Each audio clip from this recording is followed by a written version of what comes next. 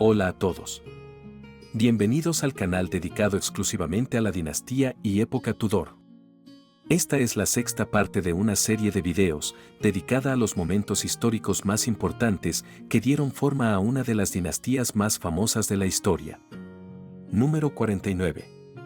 La ascensión de Isabel I al trono inglés. 17 de noviembre de 1558. Isabel se convirtió en reina a la edad de 25 años y declaró sus intenciones a su consejo y a otros pares que habían venido a Hatfield para jurarle lealtad. El discurso contiene el primer registro de su adopción de la teología política medieval sobre los dos cuerpos del soberano, el cuerpo natural y el cuerpo político. Mis señores, la ley de la naturaleza me mueve a sentir pena por mi hermana, la carga que ha caído sobre mí me asombra, y sin embargo, considerando que soy una criatura de Dios, ordenada para obedecer su designación, me someteré a ella, deseando desde el fondo de mi corazón que pueda tener la ayuda de su gracia para ser el ministro de su voluntad celestial en este oficio, que ahora me ha sido encomendado. Y como naturalmente se me considera un solo cuerpo, aunque con su permiso un cuerpo político para gobernar, así desearé que todos ustedes sean mis ayudantes, para que yo con mi gobierno y ustedes con su servicio puedan hacer una buena cuenta a Dios Todopoderoso, y dejar algún consuelo a nuestra posteridad en la tierra. Tengo la intención de dirigir todas mis acciones con buenos consejos.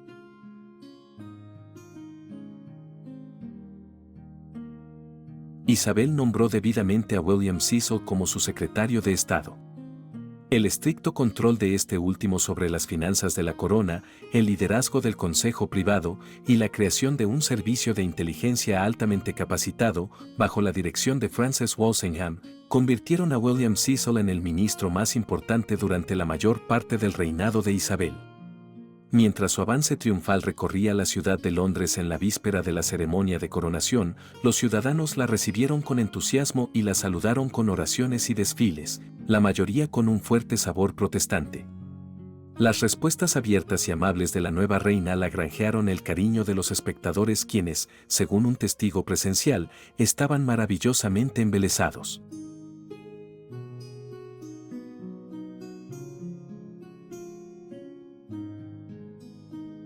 Número 50.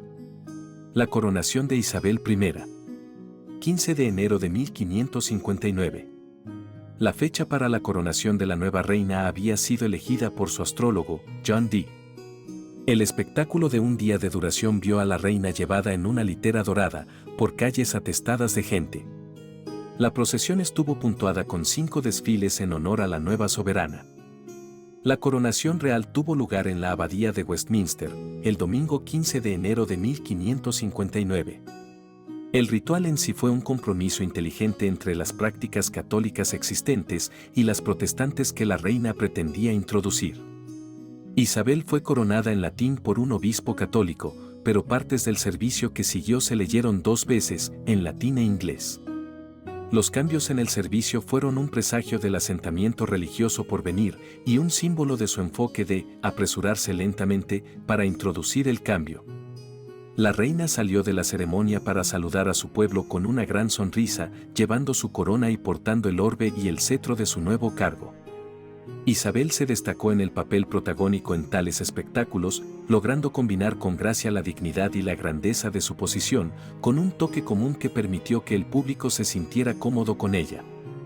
Aunque ella fue recibida como reina en Inglaterra, el país todavía estaba en un estado de ansiedad por la amenaza católica percibida en el país y en el extranjero, así como por la elección de con quien ella se casaría.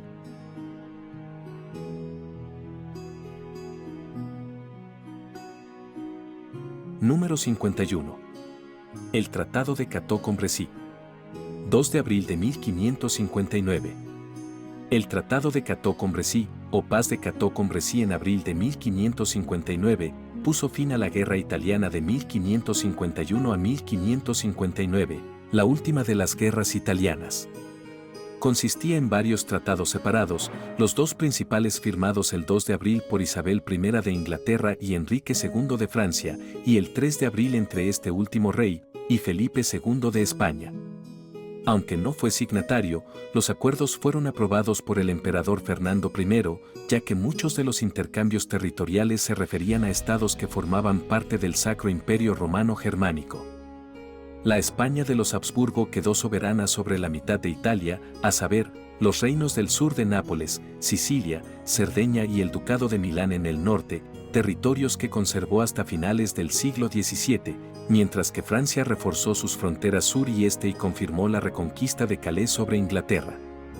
A cambio, Francia abandonó su reclamo sobre el Ducado de Milán, restauró una Saboya independiente, devolvió Córcega a la República de Génova y reconoció a Isabel I como reina de Inglaterra, en lugar de María Estuardo, reina de Escocia.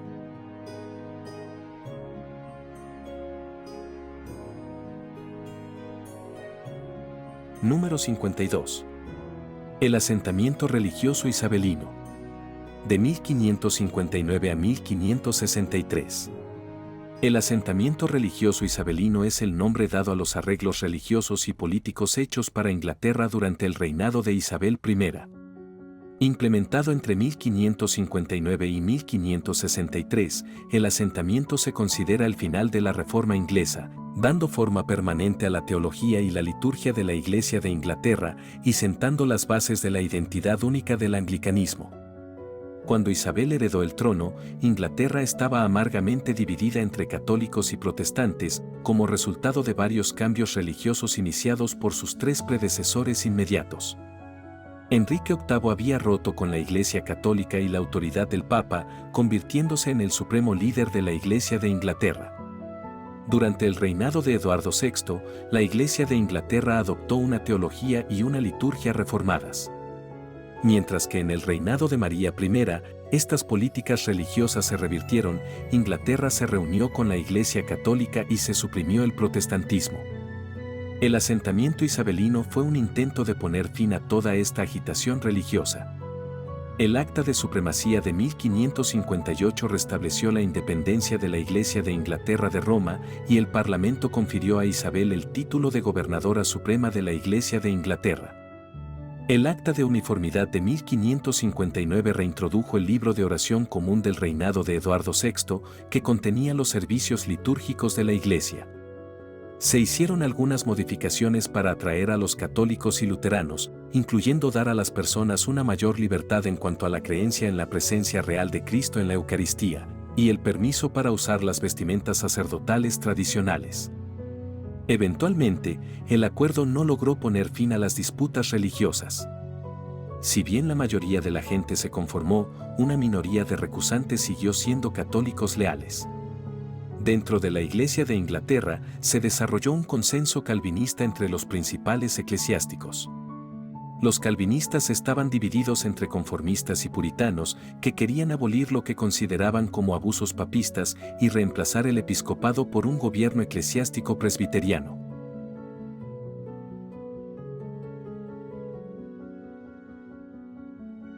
Número 53. Se firma el Tratado de Edimburgo. 6 de julio de 1560. Según la tercera ley de sucesión, aprobada en 1543 por el Parlamento de Inglaterra, Isabel fue reconocida como heredera de su hermana, y la última voluntad y testamento de Enrique VIII había excluido a los Estuardo de la sucesión al trono inglés.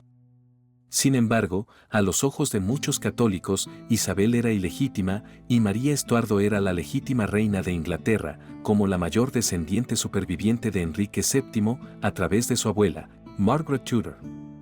En 1558, Enrique II de Francia proclamó a su hijo mayor y a su nuera como rey y reina de Inglaterra. En Francia, las armas reales de Inglaterra se acuartelaron con las de Francisco y María. El reclamo de esta última al trono inglés fue un punto de conflicto permanente entre ella e Isabel. Pero Enrique II murió el 10 de julio de 1559 a causa de las heridas sufridas en una justa, y Francisco, de 15 años, y María, de 16, se convirtieron en rey y reina de Francia. Dos de los tíos de la nueva reina, el duque de Guisa y el cardenal de Lorena, dominaban ahora la política francesa y disfrutaban de un predominio llamado por algunos historiadores como la tiranía de Guisa. En Escocia, el poder de los señores de la congregación protestante se estaba aumentando a expensas de la Madre de María, quien mantuvo el control efectivo solo mediante el uso de tropas francesas. Y a principios de 1560, los lores protestantes invitaron a las tropas inglesas a Escocia en un intento de asegurar el protestantismo. Un levantamiento hugonote en Francia, conocido como el tumulto de Amboise, hizo imposible que los franceses enviaran más apoyo. En cambio, los hermanos Guisa enviaron embajadores para negociar un acuerdo. El 11 de junio de 1560 había muerto la madre de María, por lo que la cuestión de las futuras relaciones franco-escocesas era apremiante. Según los términos del Tratado de Edimburgo, firmado por los representantes de María el 6 de julio de 1560, Francia e Inglaterra se comprometieron a retirar las tropas de Escocia. Francia reconoció el derecho de Isabel a gobernar Inglaterra, pero María, de 17 años, todavía en Francia y afligida por la muerte de su madre, se negó a ratificar el tratado.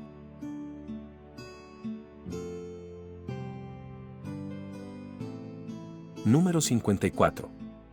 La muerte de Emmy Robsart y el destierro del favorito de la reina. 8 de septiembre de 1560. Amy, Lady Dudley, de apellido Robsart de soltera, fue la primera esposa de Robert Dudley, conde de Leicester, quien era favorito de la reina Isabel I. Se la conoce principalmente por su muerte al caer por un tramo de escaleras, cuyas circunstancias a menudo se han considerado sospechosas. Con la ascensión al trono de Isabel a fines de 1558, Robert Dudley se convirtió en maestro de caballos, una importante oficina de la corte. La reina pronto se enamoró de él y se habló de que Emmy Dudley, que no siguió a su marido a la corte, padecía una enfermedad y que Isabel tal vez se casaría con su favorito si su esposa muriera. Los rumores se volvieron más siniestros cuando Isabel permaneció soltera contra la expectativa común de que aceptaría a uno de sus muchos pretendientes extranjeros. Amy Dudley vivía con amigos en diferentes partes del país, tenía su propia casa y casi nunca veía a su esposo. En la mañana del 8 de septiembre de 1560, en Camden Place, cerca de Oxford, ella insistió en despedir a sus sirvientes y luego fue encontrada muerta al pie de un tramo de escaleras, con el cuello roto y 2 heridas en la cabeza. La conclusión del jurado del forense fue que ella había muerto por una caída escaleras abajo. El veredicto fue de muerte accidental. La muerte de Emmy Dudley provocó un escándalo. A pesar del resultado de la investigación, se sospechaba ampliamente que Robert Dudley había orquestado la muerte de su esposa, una opinión que no comparten la mayoría de los historiadores modernos. No obstante, Isabel se vio obligada a desterrarlo de la corte, en un intento de desligarse ella misma del escándalo. Con los años, Robert siguió siendo el favorito más cercano de la soberana, pero con respecto a su reputación, ella no podía arriesgarse a casarse con él. Número 55. María Estuardo regresa a Escocia. 19 de agosto de 1561. El rey Francisco II de Francia murió el 5 de diciembre de 1560 de una infección en el oído medio que le provocó un absceso en el cerebro. Su viuda María estaba desconsolada. Y su madre, Catalina de Médicis, se convirtió en regente del hermano de 10 años del difunto rey, Carlos IX, quien heredó el trono francés. María regresó a Escocia 9 meses después y llegó a Leith, el 19 de agosto de 1561. Habiendo vivido en Francia desde la edad de 5 años, María tenía poca experiencia directa de la peligrosa y compleja situación política en Escocia.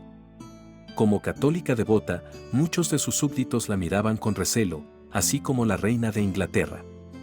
Escocia estaba dividida entre facciones católicas y protestantes. El medio hermano ilegítimo de María, el conde de Moray, era un líder de los protestantes.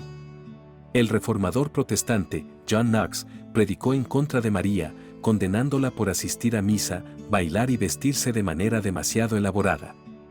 Ella lo convocó a su presencia para protestar con él, pero no tuvo éxito. Más tarde lo acusó de traición, pero fue absuelto y puesto en libertad. Pero para sorpresa y consternación del Partido Católico, María toleró el ascendiente protestante recién establecido y mantuvo a su medio hermano Moray como su principal consejero.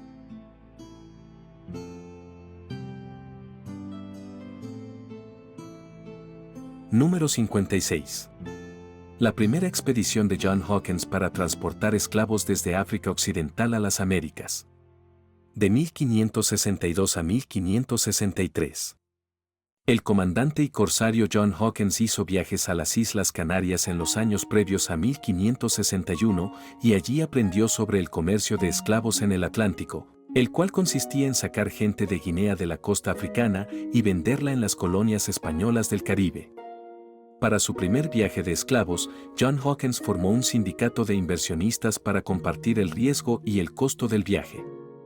Y en 1562 zarpó con 3 barcos, viajando por la costa africana hasta Sierra Leona, capturó personas y las esclavizó a medida que avanzaba, tomando alrededor de 300 personas en total.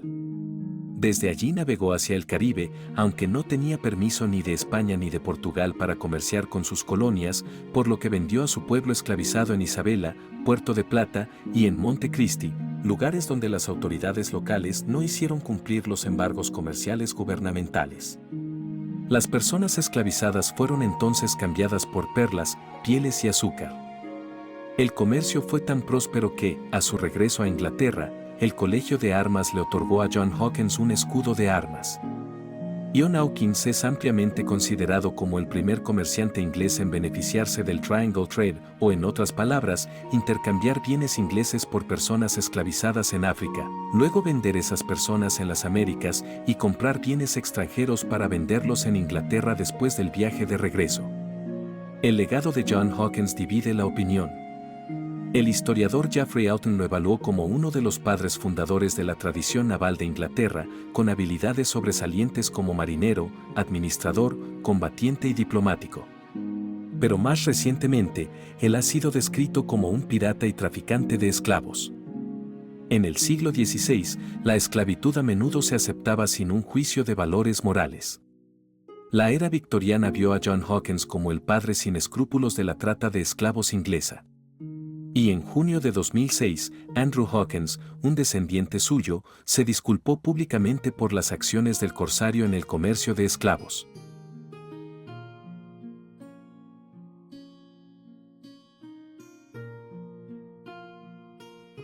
Número 57.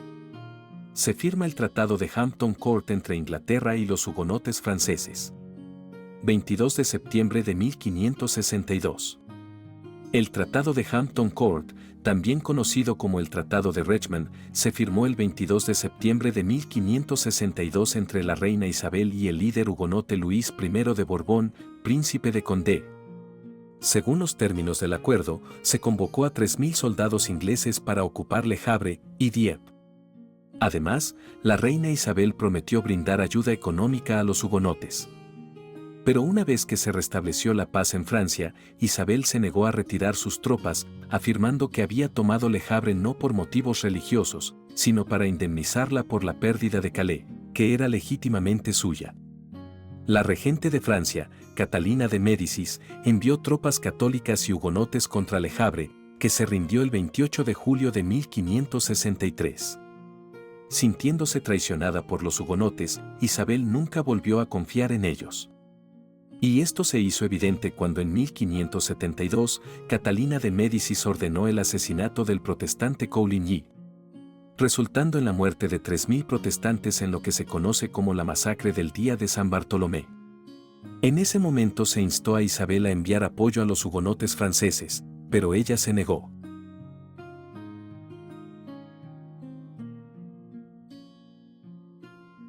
Número 58. Isabel cae enferma de gravedad, con la viruela. Octubre de 1562. A mediados de octubre, Isabel estaba en el lujoso palacio de Hampton Court, distraída con el asunto del regreso de su prima María Estuardo a Escocia, cuando enfermó con fiebre y escalofríos. Ella agregó una conclusión rápida a una carta a María, y se permitió un baño caliente para aliviar sus síntomas. Desafortunadamente para Isabel, esta no fue una enfermedad leve y, tras consultar con los médicos, le diagnosticaron viruela. La enfermedad había estado circulando por la corte y varias cortesanas se habían enfermado, aunque la mayoría había sobrevivido hasta ahora. No había cura para la enfermedad y el 30% de los adultos que la contraían morían. Los enfermos experimentaban dolores y fiebres, dolores de cabeza y de garganta, pero el indicio más seguro de la enfermedad eran las llagas llenas de pus que aparecían por toda la piel de los afectados. Para quienes sobrevivieron a la enfermedad, estas llagas solían dejar cicatrices graves, y para quienes trataban a la víctima, el contacto con las costras representaba la forma más probable de contraer la enfermedad. Isabel estuvo enferma durante varios días antes de que estas marcas comenzaran a aparecer en su piel, primero como pequeños puntos, pero luego se convirtieron en ampollas que se formaron costras. Atendida por sus asistentes femeninas más cercanas, Isabel también disfrutó de los cuidados de los médicos de la corte, quienes la sometieron al tratamiento rojo. Un tratamiento japonés, en uso en Europa desde el siglo XII, que consistía en envolver a la reina desde el cuello hacia abajo en una tela roja. Se creía que la tela evitaría cicatrices graves en la piel, lo que Isabel temía mucho. Ella era consciente de la importancia de su propia imagen y belleza. Sin embargo, estas vanidades estéticas fueron la menor de sus preocupaciones a medida que la enfermedad avanzaba y ella cayó en coma. Existía una preocupación muy real de que muriera, menos de 4 años después de su reinado, dejando al país sin un monarca y vulnerable a una guerra civil sangrienta y violenta. No estaba claro quién reinaría después de ella. Su consejo privado estaba dividido y apoyaba a una variedad de candidatos diferentes. María Estuardo, reina de Escocia, prima católica de Isabel, era la heredera natural, pero no solo era católica, sino que ella y toda su familia habían quedado fuera de la línea de sucesión establecida por Enrique VIII. Solo los católicos dentro del consejo parecían favorecerla. De las alternativas protestantes, la más destacada fue Catherine Grey, la hermana de Lady Jane Grey, la reina de los 9 días. Pero Isabel, creyendo que moriría a causa de su enfermedad, decidió proteger su reino de la mejor manera que sabía, ya que intentó dárselo a Robert Dudley para que lo protegiera. Rodeada de sus consejeros, la reina exigió que el consejo nombrara a Robert Dudley Lord Protector de Inglaterra. Pero afortunadamente, después de 10 días, la reina comenzó a recuperarse y sus preocupaciones por la sucesión de su reino se disiparon, al menos por el momento.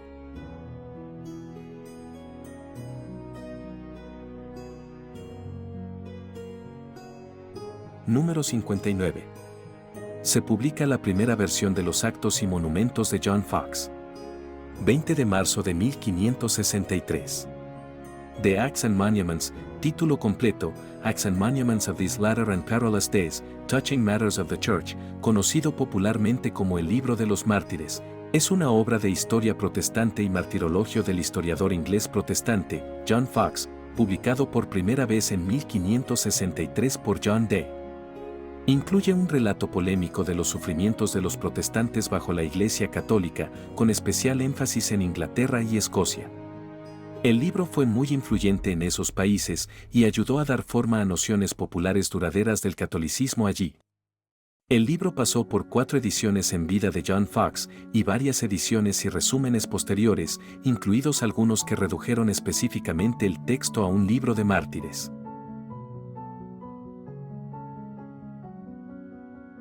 Número 60. Se propaga una epidemia de peste en Londres. De junio de 1563 a enero de 1564. En 1563, la ciudad de Londres estaba superpoblada, insalubre y mal vigilada. Isabel reinaba en su 5º año y el gobierno luchó con una población en rápido aumento. Aunque el saneamiento era un problema constante, la ciudad había pasado más de una docena de años sin una epidemia de peste, y muchos londinenses contemporáneos no se preocupaban por la enfermedad. Eso cambió en 1563, cuando la peste estalló repentinamente en Derby, Leicester y en Londres, con tal virulencia que la enfermedad se propagó a las tropas inglesas guarnecidas en Le Havre, debilitándolas y provocando su rendición frente a las fuerzas francesas. Se registró que más de 20.000 personas en Londres y parroquias circundantes murieron de peste durante el brote. Alrededor del 24% de la población de Londres finalmente pereció, pero la plaga afectó más a las parroquias y barrios insalubres de la capital.